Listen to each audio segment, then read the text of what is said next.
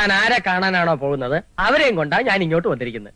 അത് കയ്യിലുള്ള കുരിശും ശംഖും ചക്രം ഞാൻ ഇപ്പൊ തന്നെ നിങ്ങൾക്ക് കാണിച്ചു തരാം. കാണിച്ചു തരാം. ഇതാണ് ശംഖ്. ഇതാണ് ശംഖ്. കാണാണ്ടോ നോക്കിയേ? കാണുന്നില്ലല്ലോ. ഇതാണ് ശംഖ്. എവിടെ?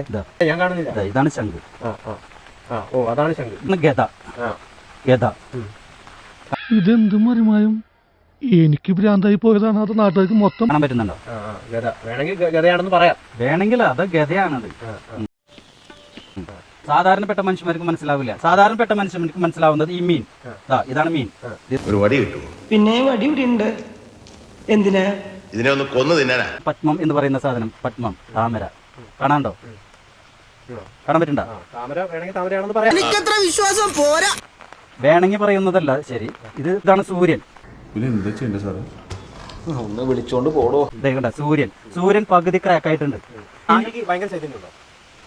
ദൈവത്തിന് ചൈതന്യമുണ്ടോ എന്ന് ചോദിക്കുന്നത് വിഡ്ഢിത്തരമല്ലേ? ദൈവമാണോ? പിന്നെ ഇത്രയും ബ്രഹ്മം വിഷ്ണു മഹേശ്വരന്റെ കയ്യിലിരിക്കുന്ന ശംഖ് ചക്ര താമര ആണെങ്കിൽ എന്റെ കയ്യിലുണ്ടെങ്കിൽ ഞാൻ പിന്നെ ആരായിരിക്കും? നിർത്തി അങ്ങ് അവമാനിക്കുവാണെന്ന്.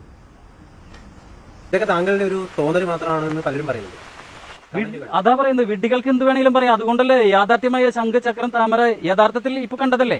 താങ്കൾ കണ്ടതല്ലേ? ഇനി ബോധ്യപ്പെടേണ്ട വല്ല കാര്യമുണ്ടോ? ഇനി എന്നിലെ ശക്തി നിങ്ങൾക്ക് അറിയണമെങ്കിൽ നിങ്ങൾ ആരാണ്? നിങ്ങൾ സാധാരണ മനുഷ്യനാണ്. നിങ്ങൾ തപം ചെയ്ത് എന്റെ അടുത്തേക്ക് വരൂ, അല്ലെങ്കിൽ നിങ്ങൾ തപം ചെയ്ത് അവിടെ ഇരിക്കും, ഞാൻ വരാം. എന്നിട്ട് നിങ്ങൾക്ക് എന്റെ ശക്തി കാണിച്ചു തരാം. എന്റെ ശക്തി കാണിക്കാൻ വേണ്ടിയിട്ട്, അത്ഭുതങ്ങൾ കാണിക്കാൻ വേണ്ടിയിട്ട് നിങ്ങൾ ഒരു സാധാരണ ഒരു മനുഷ്യൻ വരുന്നു, എന്റെ അത്ഭുതം കാണിച്ചു തരാൻ പറഞ്ഞാൽ ഞാൻ ഇങ്ങനെ കാണിച്ചു തരും.